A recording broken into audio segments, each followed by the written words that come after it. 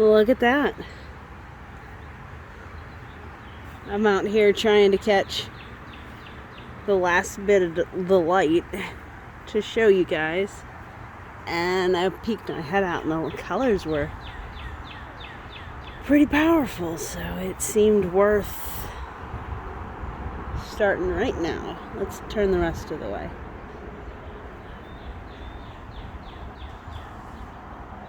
Yeah, the other side's prettier right now. That's where the sun's at. Okay, so I'm gonna put this to a little more zoomier. Am I? I don't know, should I? Is that a good zoom length? I don't know. Let's go back zooming out. And we'll go around and look at things. These are my thorny raspberries. Those are my thorny blackberries. They actually turned red. We'll go back past them.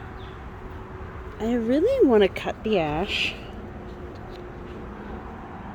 This is pot bound so much that the roots are going to be the whole way through the pot, and it's going to be hard to dig up.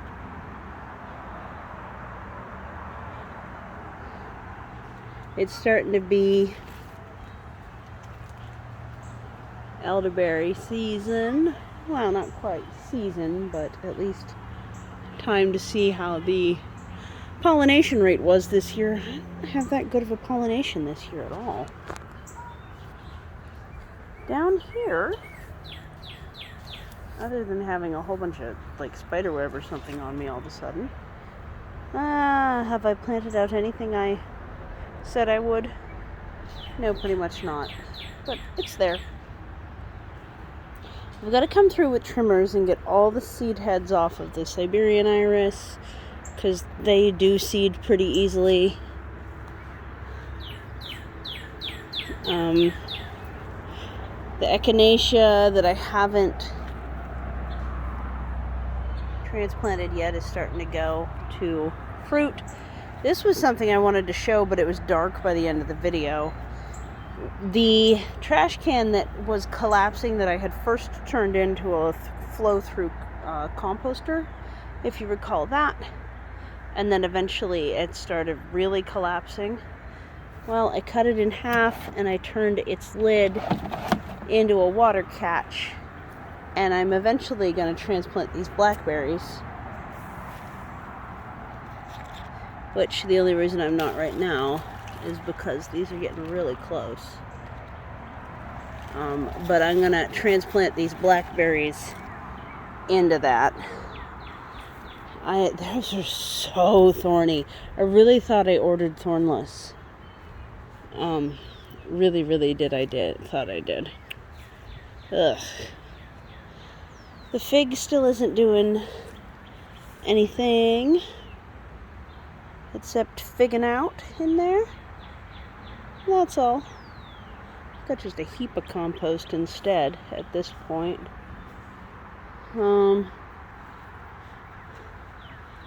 Yeah. This section's the same, things potted and needing planted out eventually, as always, except for this, which I may have found a local Yapon. I'll go back for berries. I also may just order Yapon, because I've read that it crossbreeds really easily with the European, and I don't know if the crossbred ones would be as edible. So I may end up, because it really now is looking like that Yapon thing I thought was Yapon, now that it's older, might not be.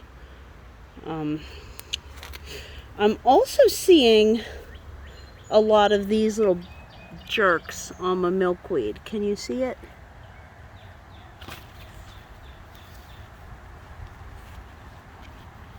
Killed it. See it? I think I killed it. So that is a lanternfly nymph, and they are really aggressively being up in the milkweed. Also, very interestingly, I'm seeing a lot more carnivores in the milkweed than I normally would. And hey, this is cool. Oh, Do you see that woolly aphid that just flew off? It saw that I saw it. One of those scared the heck out of me as a little kid. Because I thought a ghost was picking up and down a piece of lint. And my parents didn't know that those existed and didn't believe me. So I thought I had a ghost doing physical things. So look at those lilies. And here, hold up. Just to give you a concept. I'm standing. They really are that tall. Everything smells so good. The hollyhock is in full bloom. The pond is still a mess back here. Oh, I didn't see these today. I went around and picked most of the berries, but I guess I have come to assume that these won't be available. Because usually something steals them.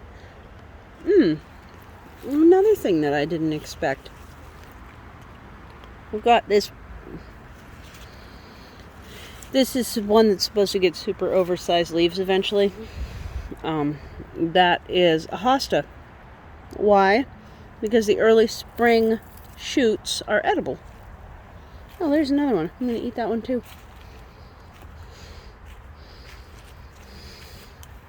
Oh, there's a couple up here. Let me get actually up here. Maybe I'll come back to it. Here's another one. So it's very much so many raspberries. I'm not seeing them all season. See, there we go. I gotta come back and get the ones up in the wall. So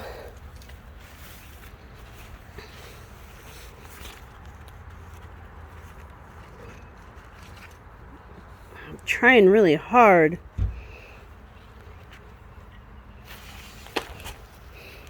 to get to actually kill all of these lanternfly nymphs that are all over. Mainly my milkweed. It seems like I specifically need to check the milkweed. Did I get that one? I think I did. Seems like a lot of times I stress myself out trying to kill them all and don't succeed. Because the other thing is there's good bugs in there too. So I don't really want to just like smash everything. No little baby peppers just yet. It looks kind of like I need to clean up the branching structure in there.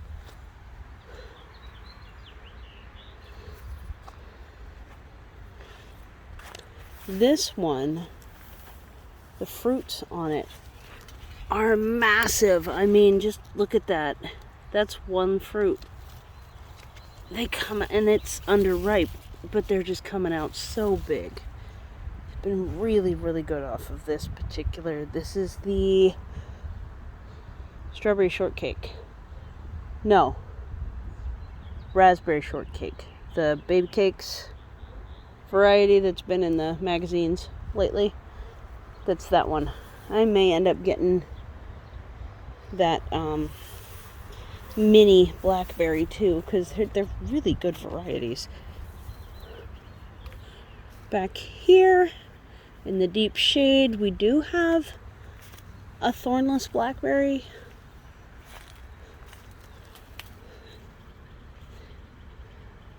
Of full size, and while that there's a lanternfly right there too, as you can see. Here's one too that you can also see. Yeah. So yeah, I've kind of been sifting through things. But here you can see that it's blooming and it's working on fruit, but also back there is one of the main entry points for the deer. So they do come through and just eat as they come through. Most of the deer seem to be sleeping at the cliff face. I hope you can see back there. I know I keep videoing when it is starting to get dark. Did I finish taking care of the plum? No. Do I still plan to? Yes. Yes, I do. I wonder what's happening with the neighbor's garden. It's been in the same place for a very long time. Fascinating. Okay, well, that's over there. So I want to talk about something I've been considering doing for a couple weeks now. Is the idea of putting in posts and then dropping down, like, not the full-on greenhouse plastic, but that, like, corrugated plastic at about head height for increased privacy, but not decreasing the light. So I don't want to turn it full shade all along the edges, but I am really sick of all the weeds, and maybe that's what it was with him too. He certainly hasn't been edging around this garden, and the grass has been interwoven into his fence as well for an extraordinary amount of time as well. Hey, now that he took that down, I actually probably could finally kill this bull thistle. Because it's the fact that there's a really tall one coming through his fence that has made it impossible to get rid of. So, yeah, that's a big change over there. And up in here, not that much different. I did get around to harvesting quite a bit of the currants, which I think is good. Not much going on over here, I don't think.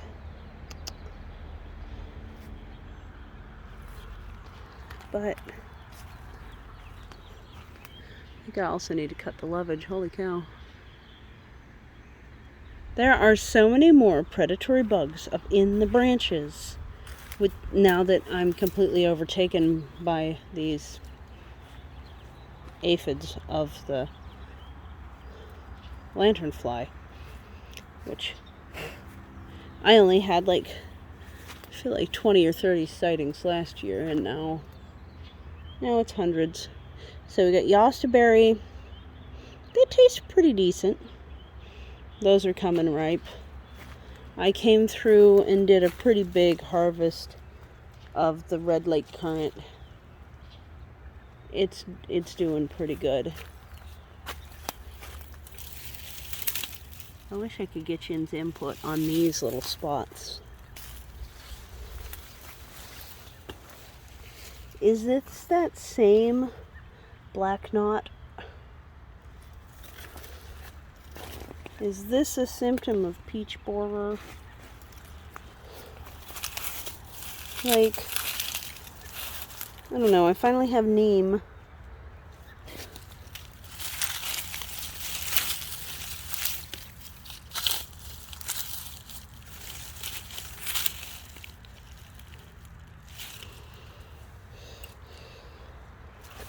I don't know what to do about these non-native stone fruits that are doing absolutely nothing for me. It's so frustrating.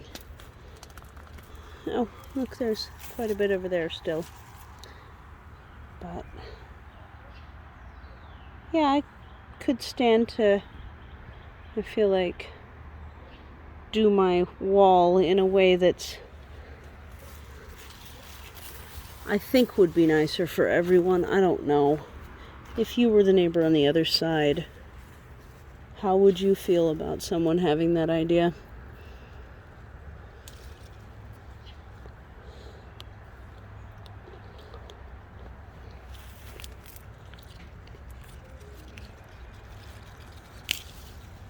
I don't know what just turned off. It wasn't me.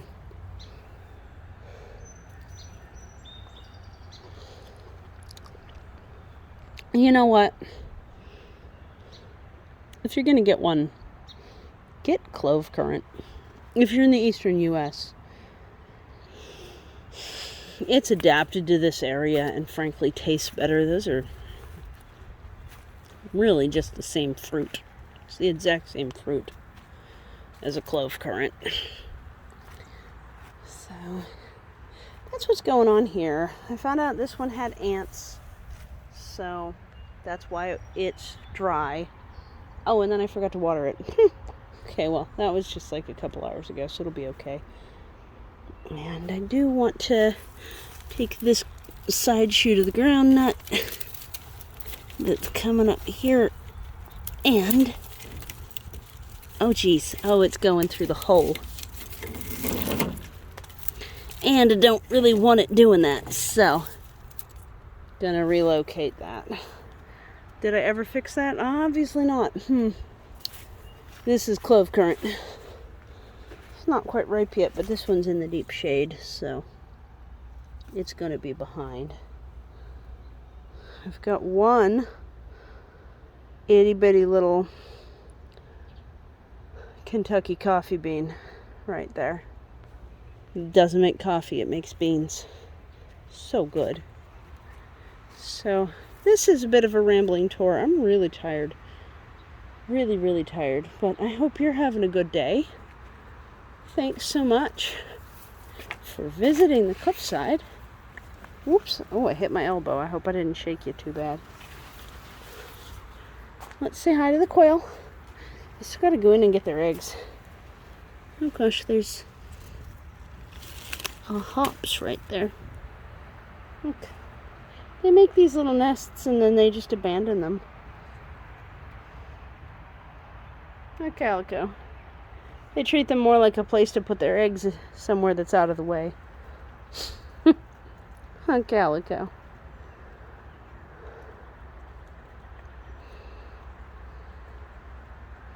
What's up, kid?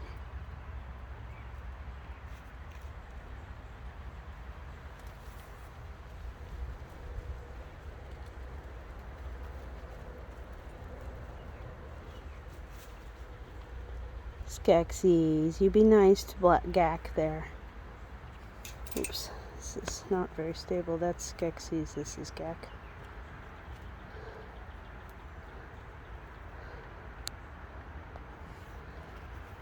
Hi, Calico.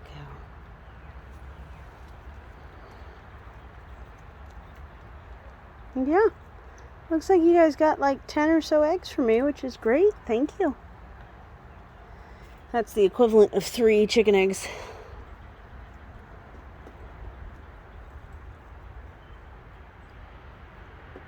I did research not that long ago. You know why Gak's so pecked over? Can you see him there? He's a rooster. It's because Skeksis wants to be the only one mating. But here's the thing, Skeksis doesn't even really do a good job mating. He just sits on top of them. You just stand on their backs. You don't even really, you're just aggression and that's it. And then poor Goldie, she's kind of bonded to poor scraggly Gak. And so she's getting double. See, now they finally like the cherries because they've rotted enough that there's bugs in them. They left them cherries alone when I dumped them in. The moldy ones.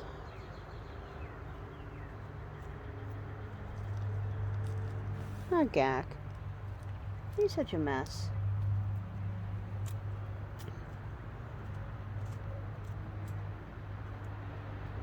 Yeah.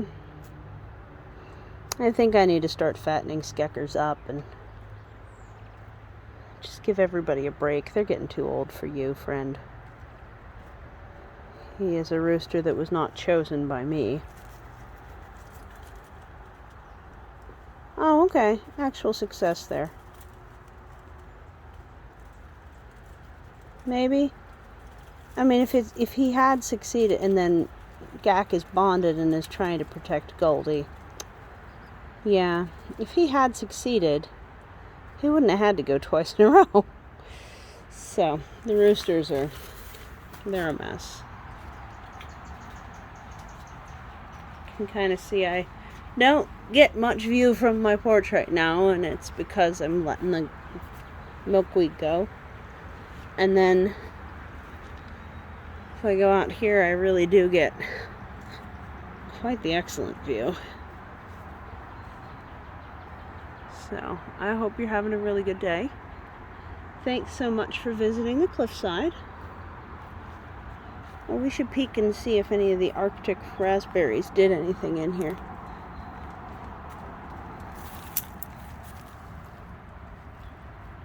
I mean, they're living. I haven't seen any raspberries on them. I also haven't seen grapes this year, which would be in here. Oh, yep. Gotta go around and do some stuff here. Got some stuff I gotta do. But, oh. That's the other thing I'm seeing them on. Milkweed and grapes. I saw the adult ones on the base of this grape over here, and I scraped their eggs off then. Yep. So, lantern flies. Yay. But other than that, the garden's doing pretty good.